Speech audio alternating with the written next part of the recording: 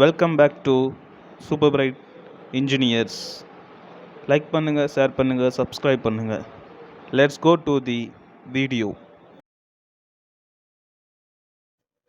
Okay, இப்போ நம்ம compressor replacement இந்த 210 ஏசியில் தான் பண்ண போகிறோம். இது அவுட்டோர் யூனிட்டில் தான் ஸ்ப்ளிட் ஏசியில் கம்ப்ரஸர் இருக்கும். டாப் டோரை கழட்டிடலாம்.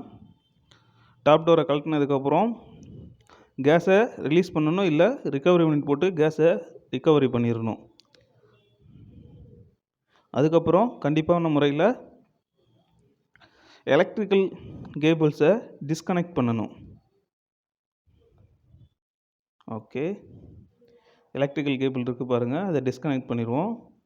டிஸ்கனெக்ட் பண்ணியாச்சு, தனியாக தொங்குது பாருங்கள்.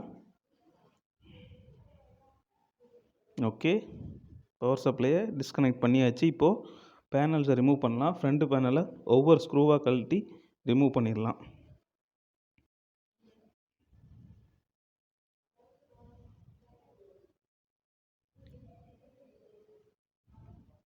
மெதுவாகவே பண்ணலாம், ஒன்றும் அவசரம் இல்லை.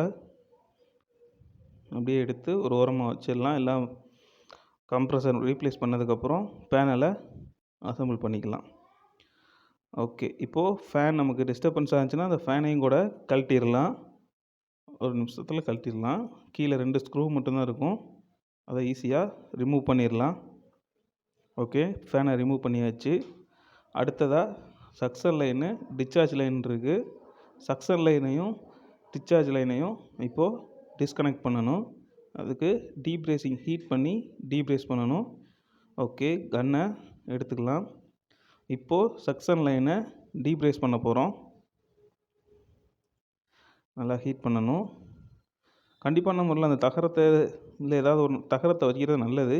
ஏன்னா அந்த ஹீட் அது தாங்கும். பின்னாடி உள்ளதெல்லாம் கொஞ்சம் இன்னும் காப்பர் பைப் டக்குன்னு உருகி ஓடிடும். மற்றதில் படாமல் வச்சுக்கிறது நல்லது. நல்லா ரெட்டிஸாக மாறினதுக்கப்புறம் மேலே தூக்கணுன்னா பைப்பை பிடிச்சி அது ரிமூவ் ஆயிரும். ஓகே, நல்லா ஹீட் பண்ணலாம். பாருங்கள், அந்த பைப் அப்படியே ரெட்டிஸாக மாறும். உங்களுக்காக லைவாக கொஞ்சமும் ஸ்பீடாகவும் ஸ்பீடை ஸ்லோ பண்ணாமையும் அப்படியே லைவாக ரெக்கார்ட் பண்ணது. நல்லா ரெட்டிஸாக மாறினதுக்கப்புறம் பிடிச்சி தூக்குனதுக்கப்புறம் வந்துடும் பாருங்கள். அவ்வளோதான் முடிஞ்சது. அப்படியே லைவ் ஸ்பீடை இன்க்ரீஸும் பண்ணலை, டிக்ரீஸும் பண்ணலை. அப்படியே லைவ் ஸ்பீடில் காமிச்சிருக்கோம். அவ்வளோதான், சக்சன் லைனு டிஸ்கனெக்ட் ஆயிடுச்சு. இப்போ அடுத்ததாக டிஸ்சார்ஜ் லைனை டிஸ்கனெக்ட் பண்ண போகிறோம். அதே மாதிரி பின்னாடி தகரம் வச்சாச்சு, ஹீட்டு. அதுக்கு பின்னாடி எலக்ட்ரிக்கல் டெர்மினல்ஸ் இருக்கும். 3 டெர்மினல் இருக்கும், ஸ்டார்டர், காமன், ரன்னுண்டு.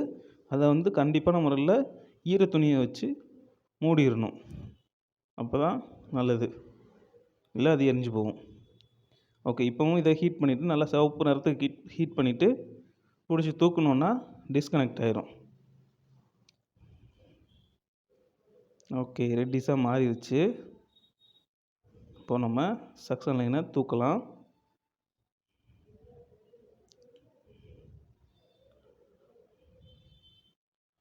லைவாக எடுத்தது. ஸ்பீடை கண்டிப்பாக நம்ம எதுவுமே சேஞ்ச் பண்ணலை. இவ்வளோதான் செகண்ட்ஸில் முடிஞ்சு போகும். டிஸ்கனெக்ட் பண்ணியாச்சு. ஓகே, இப்போது கீழே உள்ள 3 பேஸில் இருக்கிற நட்டை மட்டும் ரிமூவ் பண்ணிட்டோம்னா கம்ப்ரஸரை அப்படியே யூனிட்டை விட்டு தனியாக எடுத்துடலாம். ஓகே, எடுத்தாச்சு. இப்போது புது கம்ப்ரஸரை பிரிக்கலாம்.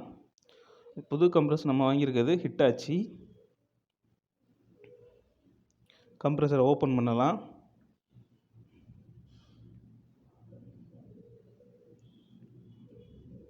ஓப்பன் பண்ணலாம். சேஃப்டிக்குள்ளே தெர்மோகோல் கொடுத்துருப்பாங்க, எல்லாத்துக்கும் கொடுக்குற மாதிரி தான். தெர்மோகோல் எடுத்ததுக்கப்புறம் சக்சன் லைனும் டிஸ்சார்ஜ் லைன் இருக்கும். அதை பார்த்தீங்கன்னா நல்லா கவர் பண்ணி வச்சுருப்பாங்க பாருங்கள். பாருங்கள், ஏன்னா உள்ளே எதுவும் போயிடக்கூடாது. எதுவாக போனால் அப்புறம் ப்ராசஸை அது டிஸ்டர்ப் பண்ணிடும். நம்ம தூக்கி வச்சு ஃபிட் பண்ணும்போது அதை ரிமூவ் பண்ணால் போதும். ரிமூவ் பண்ணும்போது அந்த ஏரியாவை நல்லா க்ளீன் பண்ணிக்கணும், இல்லாட்டா வெல்டிங் பிரேசிங் அஃபெக்ட் ஆகும். ஓகே. அங்கே பாருங்கள் புஷ் இல்லாமல் இருக்குது. 3 புஷ் உள்ளே இருக்கும். கண்டிப்பாக அதை எடுத்து புஷ்ஷை மாட்டிக்கணும். அப்போ தான் வைப்ரேஷனை கண்ட்ரோல் பண்ண முடியும். இல்லாட்டா வைப்ரேட் ஆகும். ஓகே. இப்போ புஷ்ஷை மாட்டிடலாம். புது கம்ப்ரஸரு, ரோட்டரி கம்ப்ரஸரு.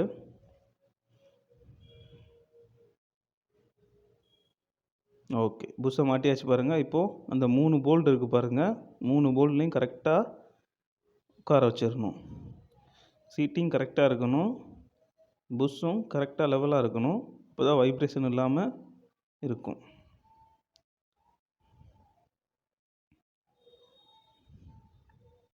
பாருங்கள், அந்த சீலிங் இன்னும் ஓப்பன் பண்ணல பாருங்கள்.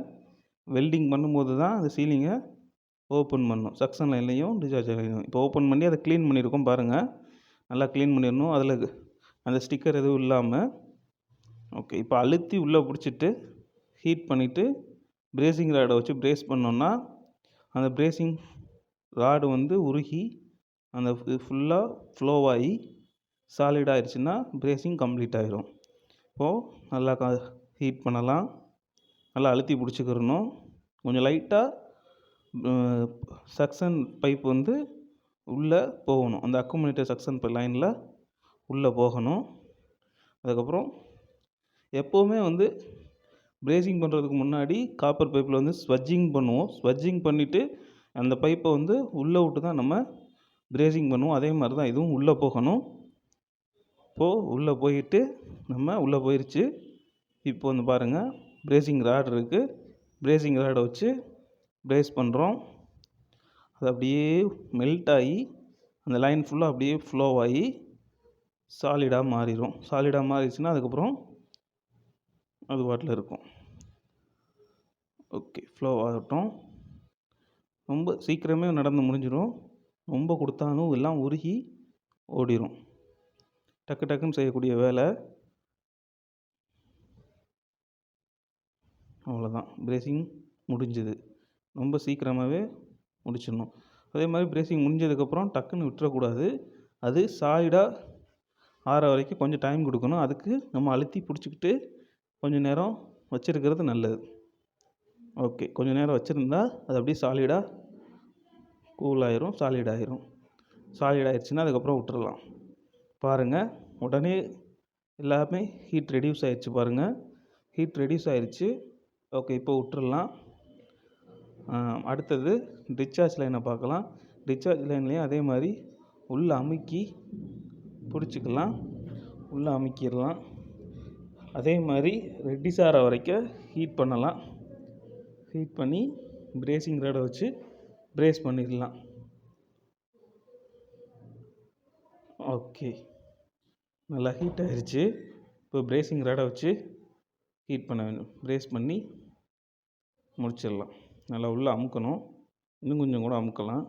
இப்போ அமுக்குவார் பாருங்கள். உள்ளே இறங்குது. ஓகே. பைப் ரெடிஸாக மாறிடுச்சு. ரொம்ப நேரம் ஹீட் பண்ணால் அது உருக ஆரம்பிச்சிடும். எவ்வளோ சீக்கிரம் முடியுமோ அவ்வளோ சீக்கிரம் உள்ளே வச்சுட்டு பிரேசிங் கொடுத்து கம்ப்ளீட் பண்ணிடணும். ஓகே. உள்ளே போயிடுச்சு. சிவப்பாகவும் ஆயிடுச்சு. இப்போ பிரேசிங் ராட் எடுத்து பிரேசிங் மெல்ட் ஆகி அந்த லைனில் கொஞ்சம் லைட்டாக கொடுத்தோன்னா சல்லுன்னு ஃப்ளோ ஆயிரும். அதை நம்ம கரெக்டாக எல்லா இடத்துலையும் ஃப்ளோ ஆயிடுச்சா அப்படின்றத மட்டும் செக் பண்ணாலே போதும். பிரேசிங் முடிஞ்சுது.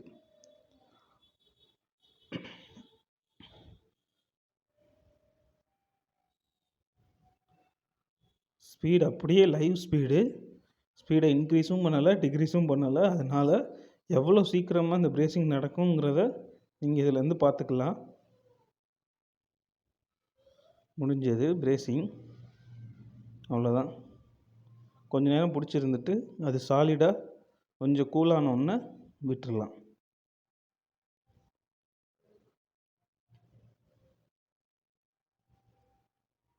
ஓகே. 2 லைனையும் கம்ப்ளீட் பண்ணியாச்சு.